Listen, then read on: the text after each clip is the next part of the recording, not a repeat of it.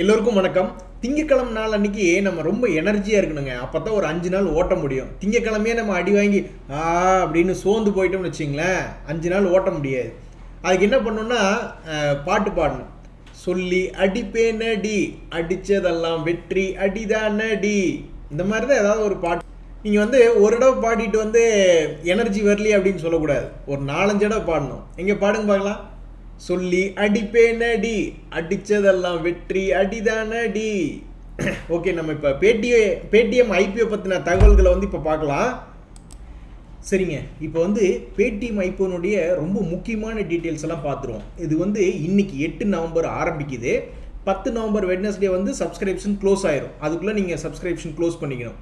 Price pant அவங்க lower pant 2080 ரூபா to 2150 ரூபா. நீங்கள் கட் ஆஃப் ப்ரைஸ், அதாவது ஹையஸ்ட் ப்ரைஸ் வச்சு போட்டிங்கன்னா 6 ஷேர் மினிமம் வாங்கணும். ஒரு லாட்டு 6 ஷேர் வாங்கிங்கன்னா கிட்டத்தட்ட 12,900 ரூபா வரும். மினிமமாக நீங்கள் ஒரே ஒரு லாட் கட் ஆஃப் ப்ரைஸ்க்கு அப்ளை பண்ணணும்னா 12,900 ரூபா ருபீஸ் தேவைப்படுது. சரிங்களா?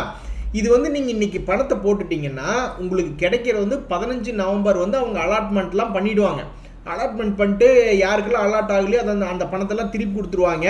உங்களுடைய டிமேட் அக்கௌண்ட்டுக்கு 17ஆம் தேதி வந்துடும். லிஸ்டிங் 18ஆம் தேதி வரும். ஸோ தட் அப்போ தான் நீங்கள் 18ஆம் தேதி விற்க முடியும். இதில் ஒரு முக்கியமான விஷயம், இது ரொம்ப பெரிய ஐபிஓங்க. 18,300 கோடிங்க. 18,300 கோடிக்கு உண்டான ஐபிஓ. அதில் 10,000 கோடி என்ன பண்ணுறாங்கன்னா, ஏற்கனவே இந்த கம்பெனி வச்சுருக்காங்க இல்லையா, அவங்க வித்துவிட்டு அந்த 10,000 கோடி எடுத்துகிட்டு போயிடுவாங்கன்னு வச்சுக்கோங்களேன். அந்த மாதிரி புரிஞ்சுக்குங்க. அதாவது ஒரு கம்பெனியை நிறைய பேர் சேர்ந்து உருவாக்கியிருக்காங்க. அந்த கம்பெனி பெருசாக வளர்ந்துருச்சு. அப்போ முதல்லையே பணம் போட்டாங்க இல்லையா, அவங்கெல்லாம் வெளியே வரணும்ல, அதுக்காக ஆஃபர் ஃபார் சேல்னு அவங்களுடைய ஷேர்லாம் விற்கிறாங்க. அப்படி விற்கும் பொழுது நீங்கள்லாம் அப்ளை பண்ணுறீங்கன்னு வச்சிங்களேன், நிறைய ரீட்டைல் இன்வெஸ்டர்ஸ் 10% என்னங்க, இன்னும் வேறு நிறைய குவாலிஃபைடு இன்ஸ்டிடியூஷனல் இன்வெஸ்டர்ஸ் அந்த மாதிரி நிறைய பேர் அப்ளை பண்ணுவாங்க. அப்ளை பண்ணும்போது அப்போ என்ன ஆகும், அந்த பணமெல்லாம் இந்த 10,000 கோடி அவ்வளோ பணம் வேற ஒருத்தருக்கு போயிடும். அவங்க இந்த கம்பெனி விட்டு எக்ஸிட் ஆயிடுவாங்க. சரிங்களா? அது அவங்களுடைய ஷேரை விற்கிறாங்க. மீதி 8,300 கோடி இவங்க கம்பெனி நடத்துறதுக்கு தேவைப்படுது. இது என்ன லாபகரமாக இயங்கிட்டு இருக்கிற கம்பெனி நினச்சிங்களா? இல்லை, இது நஷ்டத்தில் இயங்கிட்டு இருக்கு. ஸோ அப்போ மீதி இருக்கிற 8,300 கோடி எதுக்கு வச்சுக்குவாங்க? ஏற்கனவே அடைஞ்ச நஷ்டத்தை ஈடுகட்ட வச்சுக்குவாங்க. ப்ளஸ் அடிஷ்னலாக ஏதாவது புது பிஸ்னஸ் ஓப்பன் பண்ணி வச்சுக்குவாங்க. ப்ளஸ் அடிஷ்னலாக இனிமேல் வரப்போகிற நஷ்டத்தை மீட் பண்ணுறதுக்காக வச்சுக்கிடுவாங்க. சரிங்களா? இன்னொரு அருமையான வெப்சைட் இருக்குது, அதை காட்டுறேன் பாருங்கள். சிட்டோர்கர்னு ஒரு அருமையான வெப்சைட் இருக்குது, சூப்பரான வெப்சைட்டு. அதில் என்னன்னா இதே டீட்டெயில் தான், ஆர்டர் படி கொடுத்துருப்பான். நீங்கள் நல்லா பார்த்துக்கலாம். IPO opening date, closing date, இது எல்லாமே நம்ம பார்த்த டேட்டு தான், பார்த்த டேட்டா தான். நான் அடிஷ்னலாக என்ன பார்க்கணுன்னு ஆசைப்பட்றேன்னா, இவனுடைய profit and loss financial statements என்ன இருக்குது அப்படின்றக்காக நான் பார்க்குறேன். நம்ம இப்போ ரொம்ப முக்கியமான டேட்டா பார்க்குறோம். 4,230 கோடி 2019 லாஸ் பண்ணியிருக்காங்க. சரிங்களா?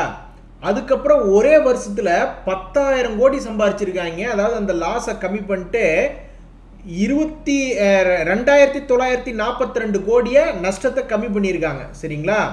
அதுக்கப்புறம் மார்ச் 2021 போன வருஷம் மார்ச் எண்டு ரிசல்ட் என்னன்னு பார்த்தீங்கன்னா, அவங்களுடைய நஷ்டம் இப்போதைக்கு வெறும் 1,701 கோடி தான். வெறும் 1,700 கோடி தான் ஒரு வருஷத்துக்கே நஷ்டம் பண்ணியிருக்காங்க.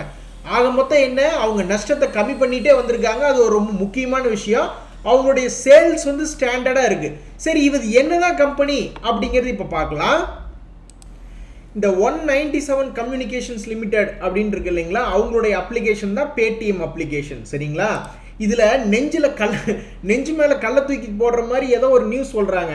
என்ன அப்படின்னா, இந்த Paytm is a professionally managed company, no identified promoters அப்படின்றாங்க. இப்போ ரிலையன்ஸினுடைய ப்ரொமோட்டர் யாருங்க? திருபாய் அம்பானின்னு சொல்லலாம். அதே மாதிரி டாடா குரூப்புக்கு ஒரு இது இருக்குன்னு சொல்லலாம். அந்த மாதிரி ஒவ்வொரு கம்பெனிக்கும் பின்னாடி நல்ல பெரிய ப்ரொமோட்டர் இருக்காங்க, அந்த கம்பெனியை தூக்கி நிறுத்துற மாதிரி. பட் இதில் அந்த மாதிரி ஒரு ஐடென்டிஃபைட் இந்த 3A இன்ஃபோடெக் தெரியுங்களா, பல பேர்த்த சாகடிச்சானே, 8 ரூபா 65 பைசாக்கு டீலிஸ்ட் பண்ணி மறுபடியும் 3 ரூபாய்க்கு ரீலிஸ்ட் பண்ணானே, அந்த புண்ணியவான் தான். அந்த மாதிரி கம்பெனியெல்லாம் ப்ரொமோட்டரை விட்டு வெளியே போயிட்டாங்க. இப்போதைக்கு ப்ரொஃபஷனலி மேனேஜ்டு கம்பெனியாக தான் இருக்குது அப்படின்னு சொல்கிறாங்க. ஸோ அதுக்கு ஒரு உதாரணத்துக்கு சொன்னேன். பட் எனிவே இந்த கம்பெனிக்கு ஒரு போர்டு இருப்பாங்க, எல்லாம் டெசிஷன்லாம் கரெக்டாக அது வழியாக தான் போகும். பட் இருந்தாலும் பின்னாடி இருந்து சக்தியாக இயக்கிறதுக்கு ஒரு ஆள் இல்லை அப்படின்னு தான் நம்ம எடுத்துக்கணும். இந்த பேடிஎம் உடைய ஒரே செல்லிங் சேனல், இவங்க விற்பனை பண்ணுறது ஒரே சேனல்னு பார்த்தீங்கன்னா இந்த பேடிஎம் மொபைல் அப்ளிகேஷன் தாங்க. சரிங்களா? இப்போ எல்லாமே டிஜிட்டல் பேமெண்ட் தான். இப்போ மோஸ்ட் ஆஃப் த டிரான்சாக்ஷன்ஸ் எல்லாமே டிஜிட்டல் பண்ணிட்டாங்க. நீங்கள் அந்த காலம் மாதிரி செக் புக்கோட எல்லாம் போய் நிற்கிறது இல்லை. சாதாரண ஒரு டீ கடைக்கு போனாக்கோ டீ குடிச்சிட்டு பேமெண்ட் பண்ணுறதுனா கூட கேஷ் கொடுக்கணும்னு அவசியம் இல்லை. அவன் முன்னாடி வந்து இந்த பேடிஎம் பிம்மு அப்படி இப்படின்னு நிறைய பேமெண்ட் டிரான்சாக்ஷனுக்கு உண்டான ஸ்கேன் QR கார்டு வச்சுருக்காங்க. அதை ஸ்கேன் பண்ணி பேமெண்ட் பண்ணிட்டு போயிட்டே இருக்க வேண்டியது தான். ஸோ இப்போ இந்த டிஜிட்டல் மொபைல் பேமெண்ட் பிளாட்ஃபார்ம் இருக்குங்க இல்லையா, இந்த பேடிஎம், இதை யூஸ் பண்ணி என்னவெல்லாம் பண்ணலான்னா, நம்ம வந்து ஒருத்தருக்கு பணம் கொடுத்துடலாம். நீங்கள் ஏதாவது ஒரு இடத்துல போய் வாங்குறீங்க அப்படின்னா அந்த இடத்துக்கு வந்து நீங்கள் ஸ்கேன் பண்ணி ஈஸி பேமெண்ட் பண்ணலாம். அந்த மேலே இருக்கு பார்த்தீங்களா, சென்ட் மணி அப்படின்ற டிரான்சாக்ஷன்ஸ் வந்து பண்ணலாம். இவங்களுக்கு வந்து அதில் ஒரு கமிஷன் கிடைக்கும். சரிங்களா? இப்போ இவங்க என்னென்ன சர்வீசஸ் கொடுக்குறாங்க அப்படின்றத கிளிக் பண்ணி காட்டுறேன் பாருங்க. ஆல் சர்வீசஸ் கிளிக் பண்ணுறேன். இந்த சர்வீசஸ் எல்லாம் நம்ம யூஸ் பண்ணோம்னா அவங்களுக்கு காசு கிடைக்கும். சரிங்களா? ஸோ அப்போ இந்த ஐபிஓ நீங்கள் வாங்குறீங்க அப்படின்னா இந்த சர்வீசஸ் எல்லாம் பண்ணும்போது அந்த கம்பெனிக்கு காசு வரும். நீங்கள் அது அந்த கம்பெனியில் ஷேர் ஹோல்டர் ஆனதுக்கப்புறம் உங்களுக்கும் லாபம் கிடைக்கும். அதுதான் கணக்கு. இவங்க என்ன சர்வீசஸ் கொடுக்குறாங்க அப்படின்றது வந்து மிக அருமையாக அவங்களுடைய மொபைல் பேடிஎம் ஆப்பில் வந்து நல்லா கிளாஸிஃபை பண்ணி கொடுத்துருக்காங்க. அதில் வந்து நம்ம முக்கியமாக நாங்கள் ஃபீச்சர்டு சர்வீசஸ் என்ன கொடுக்குறோம் அப்படின்னா, இந்த மாதிரி பேடிஎம் மணி ரிலேட்டடாக இருக்குது. ஃப்ளைட் டிக்கெட்ஸ் புக் பண்ணுறது, அந்த மாதிரி இன்சூரன்ஸ் ப்ராடக்ட்ஸை பை பண்ணுறது, ஆட்டோமேட்டிக் பேமெண்ட்ஸ் பண்ணுறது, ரம்மி விளையாடுறதுல என்ன பண்ணுறாங்கன்னு தெரில. ஸோ இதெல்லாம் வந்து ஃபீச்சர்டு சர்வீசஸ்ன்னு சொல்கிறாங்க. அது போக நிறைய நீங்கள் ஸ்டாக்ஸ் ஐபிஓவில் இன்வெஸ்ட்மெண்ட் பண்ணுங்கள், அதுக்கு உண்டான ஏதாவது ஒரு மெயின்டெனன்ஸ் சார்ஜ் நாங்கள் வாங்கிக்குவோம், ஏதாவது ஒரு ஃபீஸ் வாங்கிக்குவோம், games, travel, online shopping, insurance எல்லாம் இவங்களுக்கு நல்ல ப்ராஃபிட் கிடைக்குங்க. இன்சூரன்ஸ் ஓப்பன் பண்ணுவோமா, இந்த பைக் இன்சூரன்ஸு, கார் இன்சூரன்ஸ் எல்லாம் வந்து நல்ல டேர்ம் இன்சூரன்ஸ் எல்லாம் நல்ல கமிஷன் கிடைக்குங்க. அதெல்லாமே பண்ணுறாங்க. சும்மா ஒரு 4-5 கிளிக்கில் நீங்கள் வந்து இதெல்லாம் பண்ணிட்டு போயிடலாம். பைக் இன்சூரன்ஸ், கார் இன்சூரன்ஸ் எல்லாம் நீங்கள் போயிட்டு ஒரு இடத்துக்கு போயிட்டு அலைஞ்சிட்டு இருக்க வேண்டியதில்லை. இதுலாம் நல்ல இன்கம் வரும். ஸோ இதுதாங்க இவங்களுடைய பிஸ்னஸ் மாடல். பார்க்க போனோம்னா இவங்க எப்படி இருக்காங்க, ஒரு கலெக்ஷன் ஏஜென்ட் மாதிரி தான். இப்போ இவங்க ரீசார்ஜ் கூட பண்ணி தர்றாங்க. நம்ம இப்போ மெடிக்கல் ஷாப்பு இல்லைன்னா டிபார்ட்மெண்டல் ஸ்டோர் எல்லாம் போனோம்னா என்ன பண்ணுறாங்க, நம்மளுக்கு வந்து மொபைல் நம்பரை கொடுத்து ரீசார்ஜ் பண்ணி கொடுங்கனா பண்ணி கொடுக்குறாங்க. அதுக்கு அவங்க ஒரு கமிஷன் எடுத்துக்கிறாங்க. அதே மாதிரி தான் இவன் எல்லா பேமெண்ட்டும் நீங்கள் ஒவ்வொரு இடத்துக்கு கண்ட இடத்துக்கு போகாதீங்க, எல்லா பேமெண்ட்டையும் நான் ஒரே இடத்துல கொண்டு வந்திருக்கிறேன். அடிஷ்னலாக நான் இதெல்லாம் எனக்கு ரொம்ப பிடிச்சிருக்கு. பேமெண்ட் சொல்யூஷன் மட்டும் கொடுக்காம இன்வெஸ்ட்மெண்ட் சொல்யூஷனும் நான் கொண்டு வரேன் அப்படின்னு சொல்லிட்டு என்னென்னமோ பண்ணுறாங்க பாருங்க. இது எல்லா பேமெண்ட்டு இது வந்து ஒரு அப்ளிகேஷனுங்க. ஃபியூச்சரில் இவங்க போகிற பாதை வந்து எப்படி இருக்குன்னா, ஒரு அப்ளிகேஷனில் நீங்கள் உங்களுக்கு எதுக்கெல்லாம் கடன் கட்டணுமோ அதெல்லாம் பண்ணுங்கள், எப்படியெல்லாம் இன்வெஸ்ட்மெண்ட் பண்ணுமோ அதெல்லாம் பண்ணுங்கள். எல்லாம் மொத்த ஃபினான்ஷியல் டிஜிட்டல் டிரான்சாக்ஷன்ஸ் எல்லாம் வந்து என் மூலியமாக பண்ணுங்கன்னு ஒரு சிங்கிள் அப்ளிகேஷனாக வரப்போகுது. அதுதான் எனக்கு இதில் பிடிச்சிருக்கு, ரொம்ப பிடிச்ச விஷயம். அந்த வகையில் பார்த்தா இந்த பிஸ்னஸ் மாடல் ரொம்ப பரவாயில்லைங்க. இந்த பேடிஎம் ஐபிஓ வாங்குறதுக்கு முன்னாடிங்க நம்ம இப்போ ஃபண்டமெண்டலாக ஒன்று புரிஞ்சுக்கணும். நிறைய பிஸ்னஸ் வந்து இப்போ நிறைய டிஜிட்டலைசேஷன் ஆகுது. டிஜிட்டலைசேஷன் ஆகிறதுனால என்ன ஆகுதுன்னா, இப்போ இந்த ஜொமேட்டோ ஐபிஓ இருக்குது பார்த்தீங்களா, இந்த ஃபுட் டெலிவரி பண்ணுறது, அது வந்து என்னாச்சு அப்படின்னா, அவன் வந்து ஒரு 76 ரூபாய்க்கு கொடுத்தான் ஐபிஓ, இப்போ 130 ரூபா. அவனு இதே மாதிரி தான் லாஸ் பண்ணிட்டு இருக்கிற கம்பெனி தான். அவன் லாபமே பண்ணல, அவன் நஷ்டம் பண்ணிட்டு தான் இருக்கான். இருந்தாலும் 76 ரூபாய் இந்த 130 ரூபா ஆச்சு. சரிங்களா? இது வந்து ப்ரைஸை கவனிக்கணும். வெறும் 76 ரூபாய் கொடுத்து 131 ரூபா வந்திருக்கு. சரிங்களா? இதுவும் பெரிய ஐபிஓ தான். அடுத்தது வந்து நீங்கள் பார்க்குறீங்க இல்லையா, இந்த கார் ட்ரேட் ஐபிஓ, அதுவும் ஒரு பிஸ்னஸ் மாடலை வந்து டிஜிட்டலைசேஷன் தான் பண்ணுறாங்க. சரிங்களா? அவன் 1618 ரூபாய்க்கு கொடுத்தான் அவனுடைய ஷேர். இப்போ அது 1155 ரூபா இருக்குது. கிட்டத்தட்ட 30-40% இறங்கி கிடக்கு. சரிங்களா? அதுவும் ஒரு மார்க்கெட் பிளேஸ் வந்து ஒன்று கிரியேட் பண்ணி கொடுத்தான் தான். சரி, இப்போ வந்து இவனுடைய பிஸ்னஸ் மாடல் பார்க்குறீங்கன்னு வச்சிங்களேன். இப்போ இந்த பேடிஎம் ஐபிஓவும் அதே மாதிரி தான். அவன் வந்து ஒரு கான்செப்டை வந்து அப்படியே எலக்ட்ரானிக்காக டிஜிட்டைசேஷனாக மாற்றி கொடுத்துருக்கான். நீ என்ன வேணா நீ எங்கே பேமெண்ட் பண்ணு, எங்கள் மூலியமாக பண்ணு, நாங்கள் வந்து அதுக்கு ஒரு கமிஷனை வந்து கலெக்ட் பண்ணிக்குவோம். இவன் கிட்டத்தட்ட ஒரு கலெக்ஷன் ஏஜென்ட் தான், சரிங்களா?